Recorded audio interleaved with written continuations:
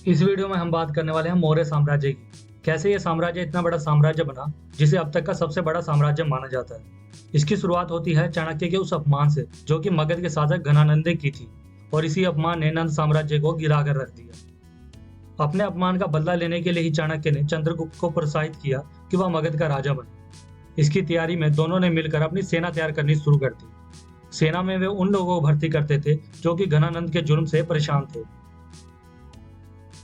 322 ईसा पूर्व में चंद्रगुप्त मौर्य ने चाणक्य और इकट्ठा की गई सेना की सहायता से मगध के शासक घनानंद को युद्ध में हरा दिया और अपने मौर्य साम्राज्य की नींव रखी। 21 साल की उम्र में ही इन्हें मगध के राजा के रूप में स्वीकार किया गया। उन्हें राजा के रूप में स्वीकार करने का एक कारण यह था कि वहां के लोग घनानंद के भ्रष्ट और गलत व्यवहार से परेशान थे, और दूसरा कारण यह था कि वहां के लोग और मंत्री द्वारा अगर ऐसा नहीं किया जाता तो कि मगध के अंदर भी युद्ध छिड़ जाता, क्योंकि वहां भी बहुत लोग चंद्रगुप्त मौर्य के समर्थन में थे। इसके बाद चंद्रगुप्त मौर्य ने अपनी नई सत्ता और सेना की सहायता से छोटे छोटे राज्यों पर जीत हासिल करनी शुरू कर दी। ये छोटे छोटे राज्य ऐसे थे जिन पर सिकंदर ने आक्रमण नहीं किया था, पर ये क्षेत्र सिकंदर के आक्रमण से प्रभावित जरूर थे। फिर बाद में चंद्रगुप्त मौर्य ने सिकंदर द्वारा जीते गए राज्यों पर भी आक्रमण करना शुरू कर दिया और उन राज्यों के सरदारों और सेनापतियों को हराकर उनका कंट्रोल भी अपने हाथों में ले लिया। 305 ईसा पूर्व में सेल्यूकस और चंद्रगुप्त मौर्य के बीच युद्ध छिड़ा।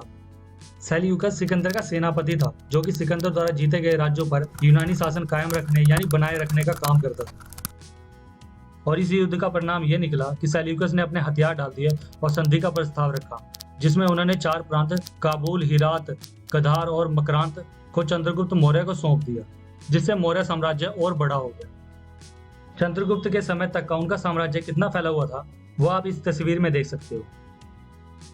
इनके बाद 298 ईसा पूर्व में चंद्रगुप्त के बेटे बिंदुसार का शासन शुरू हुआ और इन्होंने इस साम्राज्य का विस्तार दक्षिण की ओर करना शुरू कर दिया।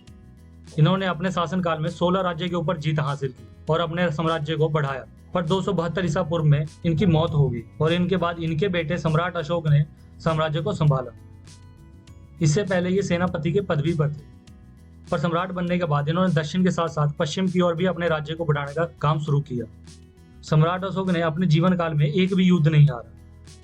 वह हर क्षेत्र पर आक्रमण करके वहां का शासक बन जाते थे, जिस वजह से आज के पूरे भारत के साथ साथ पाकिस्तान, अफगानिस्तान, नेपाल, बांग्लादेश, भूटान, म्यांमार और चीन के कुछ हिस्सों तक पर भी राज किया था। सम्राट अशोक के कारण ही उस समय का साम्राज्य अब तक का सबसे बड़ा साम्राज्य माना जाता है।